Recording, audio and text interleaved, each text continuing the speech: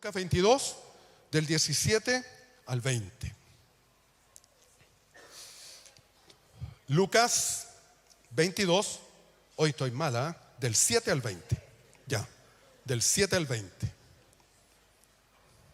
Del 7 al 20. Cuando llegó el día de la fiesta de los panes sin levadura, fiesta de los panes sin levadura, en el calendario hebreo, si no me equivoco, hasta ahora es Pesaj, con J, Pesaj. La fiesta de los panes sin levadura, en el que debía sacrificarse el cordero de la Pascua. Jesús envió a Pedro y a Juan diciéndoles: vayan a hacer los preparativos para que comamos la Pascua. ¿Dónde quieres que la preparemos?, le preguntaron. Miren, contestó él, al entrar ustedes en la ciudad, les saldrá al encuentro un hombre que lleva un cántaro de agua. Síganlo hasta la casa en que entre y díganle al dueño de la casa: el maestro pregunta, ¿dónde está la sala en que voy a comer la Pascua con mis discípulos? Él les mostrará en la planta alta una sala amplia y amueblada. Amueblada, no amoblada. Amue, porque mueble, no es moble. Amueblada. Suena raro, pero así es. Preparen allí la cena. Preparen allí la cena. Ellos se fueron y encontraron todo tal como les había dicho Jesús. Así que prepararon la Pascua. La cena, la Pascua. Cuando llegó la hora, Jesús y sus apóstoles se sentaron a la mesa. Se sentaron a la mesa, no en la mesa. Hablamos muy mal los chilenos, ¿no? Se sentaron a la mesa. Entonces les dijo: he tenido, ojo, el sentir del Señor, he tenido muchísimos deseos de comer esta Pascua con ustedes antes que padezca, o antes de padecer. Pues les digo que no volveré a comerla hasta que tenga su pleno cumplimiento en el reino de Dios. Luego tomó la copa, dio gracias y dijo: tomen esto y repártanlo entre ustedes. Les digo que no volveré a beber del fruto de la vid hasta que venga el reino de Dios. También tomó pan y después de dar gracias lo partió, se lo dio a ellos y dijo: este pan es mi cuerpo entregado por ustedes, hagan esto en memoria de mí. De la misma manera tomó la copa después de la cena y dijo: esta copa es el nuevo pacto en mi sangre que es derramada por ustedes. Ahí está la palabra del Señor. ¿Cómo es que ellos pudieron, un detalle, cómo es que ellos pudieron identificar a un hombre que llevaba un cántaro con agua? Si la gente llevaba cántaros con agua, ¿cómo supieron que era él? Buena pregunta. ¿Cómo supieron que era ese hombre y no otro? Normalmente las mujeres, como dice nuestro querido Osvaldo, eran las que llevaban cántaros con agua, no los hombres. Normalmente los hombres, y aunque a usted le parezca chistoso, los hombres llevaban cántaros con vino. Un detalle. ¿Ya? Así era, pues, hermano. Y no diga, por favor, no, es que era otro vino, era otra cosa, no. Vino es vino. El vino era fermentado igual que ahora. Era vino. ¿Ya? Ya vamos a avanzar un poquito en algún detalle de esos. Para recordar, porque bastante de lo que podemos tocar hoy día lo conversamos, lo compartimos la semana pasada, el domingo pasado. Para recordar, aquella noche de Pascua, vamos a Egipto, aquella noche de Pascua en Egipto, el Señor hirió de muerte a todos los primogénitos de los egipcios, a todos. En cambio, en las casas de los hebreos, el cordero pascual había tomado el lugar del primogénito. El cordero pascual que fue sacrificado, ¿cierto?, el día 14 del mes de Nisan o de Aviv, como se llamaba antiguamente, ese cordero, al ser sacrificado, se tomó la sangre y con la sangre se marcó los dinteles, ¿cierto? Lo que para nosotros hoy día es el marco de la puerta de cada casa de los hebreos. Eso pasó aquella noche. El cordero pascual había tomado el lugar del primogénito. La sangre en los marcos de las puertas pasó a ser la señal, ojo, la señal de que el juicio de Dios ya había sido ejecutado. Una señal. Cuando el ángel de la muerte pasa y ve los dinteles, el marco de la puerta, marcado con la sangre del cordero, el ángel de la muerte sabe que ahí se ejecutó, hubo una ejecución. En ese hogar murió un cordero. Increíble, hermano, considérelo. Ahí murió un cordero, un inocente cordero, un cordero sin mancha, murió en esa casa, en ese hogar. Y el ángel de la muerte sabe entonces que ahí se ejecutó juicio. Y entonces pasa de largo. Acuérdense que dijimos que Pascua es pasar de largo. Perfecto. Por gracia entonces, solo por gracia y por misericordia de Dios, el juicio cayó sobre el cordero. Fue el camino que el Señor abrió, fue la posibilidad que Dios dio. Los juicios de Dios son, tal como el nombre lo indica, son juicios y están señalados para ser cumplidos. No compare, por favor, jamás la ley de Dios, el juicio de Dios con la ley humana o los juicios humanos. No está bien que hagamos comparación porque no cuadran por ninguna parte. Lo que el Señor dice, así es. Lo que el hombre dice, cambia. Estamos pensando en compartir algo al respecto. Espero que pueda ayudarle a usted también cuando lo hagamos.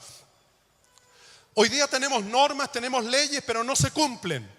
Y incluso muchos de nosotros estamos de acuerdo que no se cumplan. Siendo normas, siendo leyes, estamos de acuerdo que no se cumplan. Y nos parece normal que no se cumpla. Pero en el Señor no es así. No es así. Esto no funciona así. En el Señor el juicio es juicio. Cuando el Señor determinó algo, está determinado y se va a cumplir. Entonces, la Escritura dice, la paga del pecado es muerte. Y va a ser muerte toda la vida. Va a ser muerte acá, al otro lado del mundo. Va a ser muerte con cultura, sin cultura. Va a ser muerte, no sé, aunque los autos vuelen, es muerte. La paga del pecado es muerte. Esa es sentencia, ese es el juicio de Dios. Pero como Dios es misericordioso, no quiere decir que va a invalidar su juicio. Misericordia no significa que yo invalido el juicio. Misericordia, bondad, significa que estando el juicio vigente, voy a establecer un camino, voy a establecer una alternativa, a ver cómo lo hago para que el juicio se cumpla, pero que a la vez traiga beneficio a la persona que está en ese juicio. No sé si me estoy explicando bien. Y la única forma entonces de que en las casas de los hebreos no muriera el primogénito era que en vez de que muera ese primogénito, muera ¿quién? Un cordero ¿qué? Inocente. Usted tiene que decir eso. Un cordero inocente. Un cordero inocente. Un cordero sin mancha. Pero muerte hubo, Señor. Muerte hubo. La sentencia se cumplió. Solo que se cumplió en un cordero inocente. ¡Wow! Si usted lo analiza bien, eso es tremendo, hermano. Tremendo, tremendo, tremendo, tremendo. Si usted se fija bien, esto es una cosa impresionante de grande. Tremendo.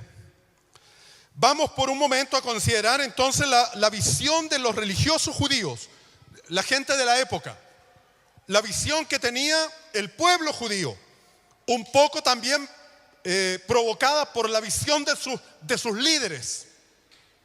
Por eso el Señor fue bien severo con los líderes religiosos judíos. Ojo, el Señor no fue severo con el común del pueblo. Ojo con eso, hermano, ojo con eso. El Señor fue muy severo con los líderes religiosos porque ellos estaban conduciendo mal a la gente. Hay que verlo bien eso. Entonces, los judíos esperaban aquí en este tiempo, en la época del Señor, donde hemos leído ahora, ya no estamos en Egipto, ahora estamos acá, Palestina, estamos aquí, el tiempo del Señor, capítulo 22 del libro de Lucas. En esta época, en este tiempo, los judíos esperaban un nuevo éxodo, de alguna manera, por decirlo de algún modo. Ellos estaban esperando un nuevo éxodo.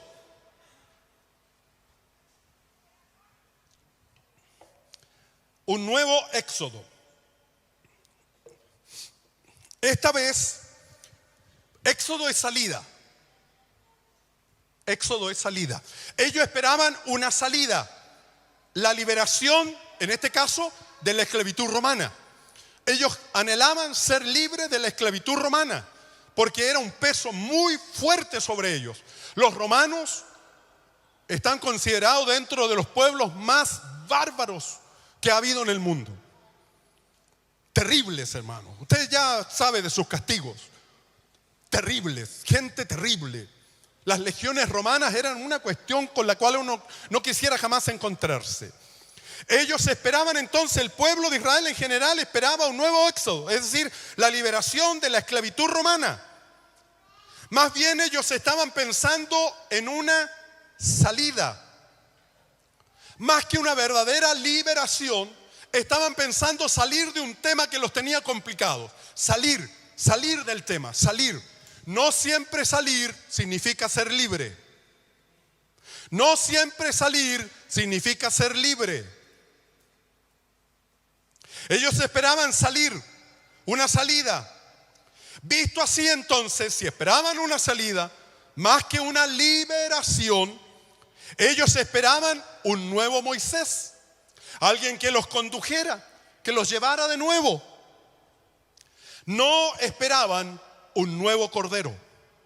No estaban esperando un cordero, estaban esperando un Moisés. ¿Me explico? Ellos esperaban salir. Para salir necesitan un Moisés, alguien que los lleve. Para ser libres necesitan un cordero. Oiga palabra de Dios esta mañana. Para ser libre necesito un cordero. Si quiero ser conducido, necesito un Moisés. Pero si quiero ser libre, necesito un cordero. Ellos no esperaban un cordero, ellos esperaban un Moisés. Ellos esperaban verse libres del sistema que los oprimía y que los esclavizaba, el imperio romano. Esperaban ser libres de eso, del imperio romano. Pero aún libres de aquello, seguirían siendo esclavos. Aún si lograran sacarse el imperio romano de encima, cosa que no pudieron, dice clarito la palabra del Señor que hubieran continuado siendo esclavos del pecado. Porque esa en el fondo es la gran y verdadera esclavitud del ser humano. Esa es la gran esclavitud de todo ser humano, el pecado. Entonces, aún siendo libres de un yugo como el yugo romano, ellos iban a continuar siendo esclavos del pecado, lo que afecta a todo ser humano en algún momento de su vida. Y esclavos del pecado, tal como dice la Escritura, con consecuencias de muerte. Porque la palabra dice clarito, hermanos y hermanas, en esta mañana que la paga del pecado es muerte. No la muerte física, no la muerte de que se acabó todo y hasta allá, llego hasta el lugar donde voy a descansar, dice la gente. No es eso. Es muerte eterna, dice la Escritura, y significa eterna separación de Dios. Estar eternamente separado de Dios. Lo más terrible que le puede ocurrir a cualquier ser humano. En la práctica, entonces, no se necesitaba un nuevo Moisés. No era eso lo que hacía falta. Se necesitaba un nuevo cordero.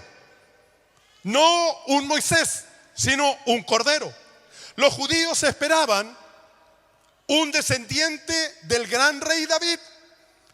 Conforme a las palabras de los escritos proféticos del Antiguo Testamento, estaba la idea fuerte de que iba a venir entonces un libertador, un Moisés, ahora descendiente de David, un descendiente de David que los iba a librar. Y ellos pensaban que los iba a librar del yugo romano. Un Mesías bien armado, bien capacitado, con un gran ejército. Pero esa visión que ellos tenían no calzó, no cuadró con Jesús. No cuadró con el Señor. Y no cuadra con el Señor para los judíos hasta el día de hoy. No cuadra, no les cuadra hasta el día de hoy. Los judíos en general no reconocen a Jesucristo como el Mesías. ¿Por qué? Porque ellos esperaban un libertador, un Moisés, ahora uno grande, que venga, que sea descendiente de David, con ejército, con todo, para librarlos. No esperaban un cordero. Por eso tiene un tremendo valor cuando Juan, al principio del evangelio ahí del apóstol Juan, este Juan que era el que bautizaba, el que predicaba, cuando se encuentra con Jesús, acuérdense lo que dijo, cuando lo señala, ¿qué dijo? A ver, dígalo fuerte conmigo. He aquí el Cordero de Dios que quita. ¡Wow! Bendito sea el Señor. ¿Qué dijo? Vamos de nuevo. He aquí el Cordero de Dios que quita el pecado del mundo. El Cordero de Dios. Llegó el Cordero de Dios. No dijo, llegó el descendiente nomás de David, que viene armado, que viene listo, con ejército y todo. De hecho, el Señor Jesús era descendiente de David. Sin duda, eso usted lo sabe. Pero no bajo la visión que el pueblo esperaba. No bajo la visión que los líderes de la época, los líderes religiosos de la época transmitieron. La visión clara la tiene en este momento Juan, cuando dice, dígalo de nuevo conmigo, he aquí el Cordero de Dios que quita el pecado del mundo. Bendito sea el Señor. ¿Qué tal si le damos un aplauso al Señor? El Cordero de Dios que quita el pecado del mundo. El Cordero de Dios. Bendito sea el Señor. Entonces ahí vamos a la visión del Señor ahora. La visión del Cordero.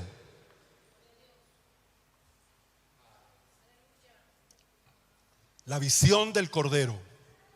Y la visión que todos nosotros tenemos que tener. La visión del Cordero. La visión del Señor sobre la Pascua. La Pascua no es entonces una liberación física. No se trata de ser liberado físicamente de algo. Lo que le falta al ser humano no es precisamente una liberación física, si a la larga va a seguir siendo esclavo.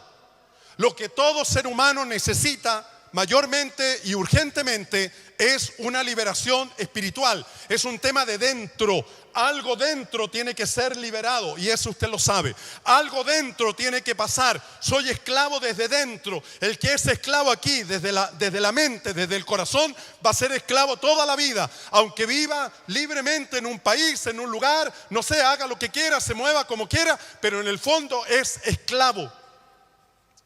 La verdadera liberación es espiritual. No es del cuerpo, es del alma. La parte más difícil de liberar.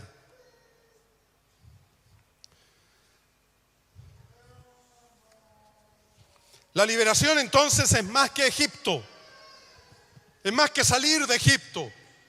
La verdadera liberación es más que sacarse el yugo romano.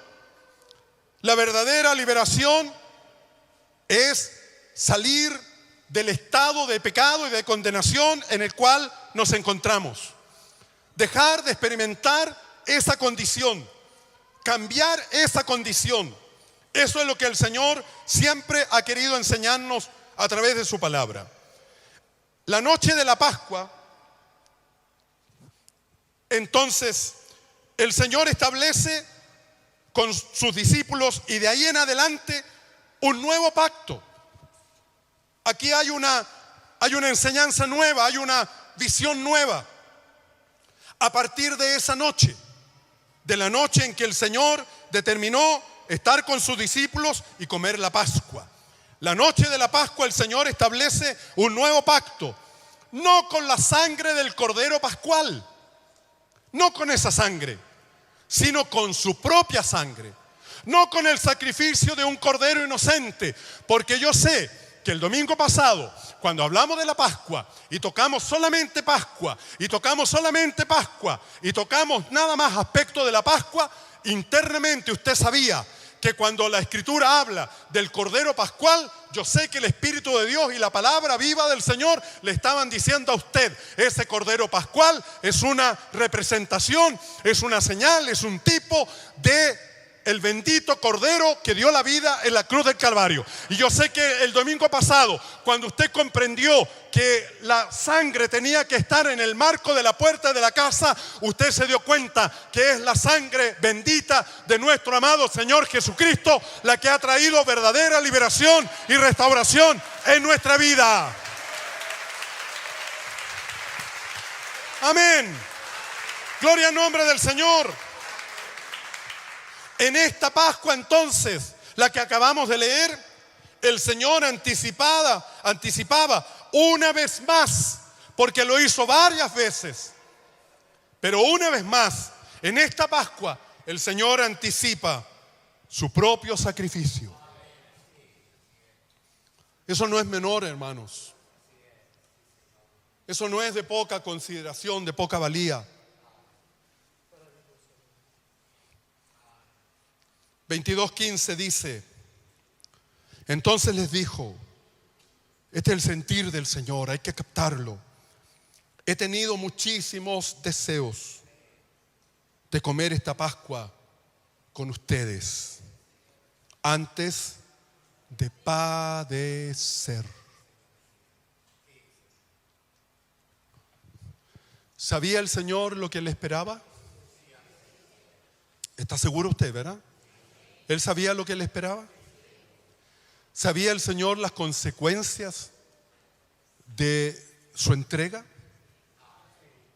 ¿Sabía el Señor cómo iba a ser maltratado? ¿Y sabía el Señor cómo iba a morir? Y aún así, dio el siguiente paso. Aún así, dio el siguiente paso. Es increíble, es increíble.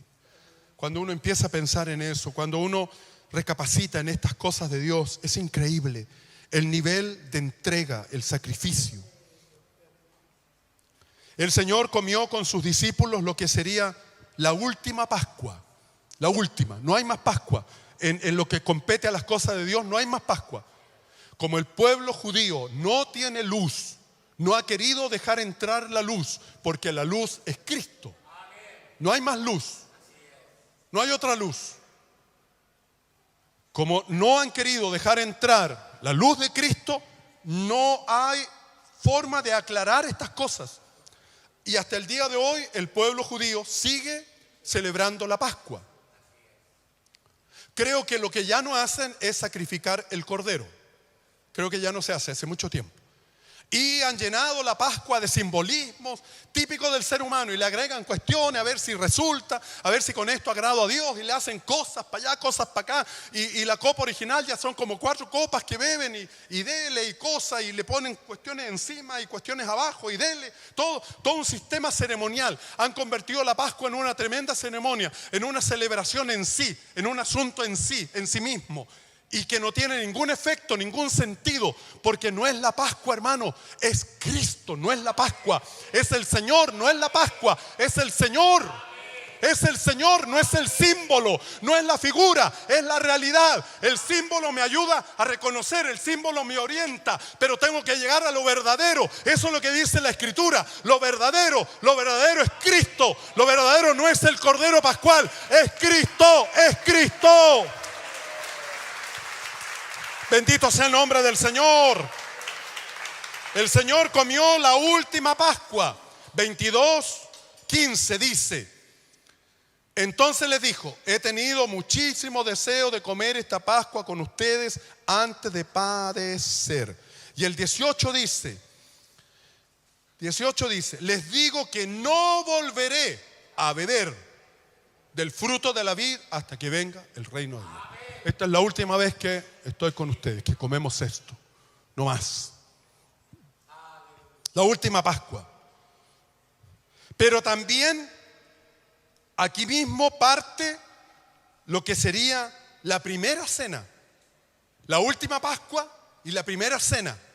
La última Pascua y la primera cena. Del 19 en adelante. Del 19 en adelante. Tomó pan, dio gracias, lo partió y dijo: este pan es mi cuerpo, cosa que no se había dicho antes, entregado por ustedes. Toma la copa y dijo: esta copa es el nuevo pacto, cosa que no se había dicho antes. Esta copa es el nuevo pacto en mi sangre. Hasta ahí todos tenían el recuerdo del Cordero Pascual, pero el Señor ahora cambia la figura. Ahora el Señor tiene la visión correcta y les traspasa la visión igual que a nosotros. Y aquí estamos, no viendo un Cordero Pascual.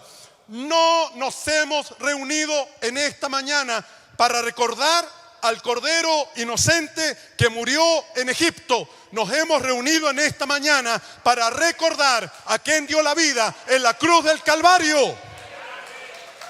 ¿Está de acuerdo conmigo? Vamos, ¿está de acuerdo conmigo? No estamos pensando en el Cordero Pascual, estamos pensando en el Cordero de Dios que dio la vida en la cruz del Calvario por nuestros pecados y por lo de todo el mundo. Amén.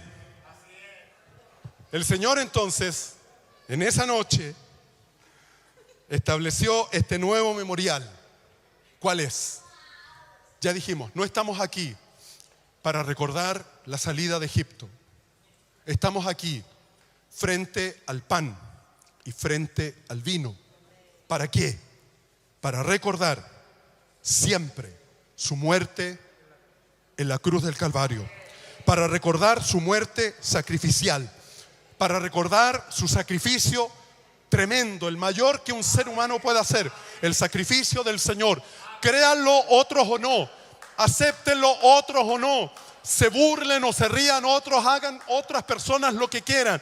Usted y yo un día decidimos creer. Un día decidimos creer. Un día dijimos: Señor, yo creo que tú diste la vida por mí en la cruz del Calvario y eso me va a sostener toda la vida. Es lo que voy a hacer durante toda mi vida. Creer que tú diste la vida por mí y voy a ser fiel en eso y voy a caminar contigo y aquí está mi vida delante de ti para toda la vida. Es lo que hemos hecho. Denle un aplauso lindo al Señor esta mañana.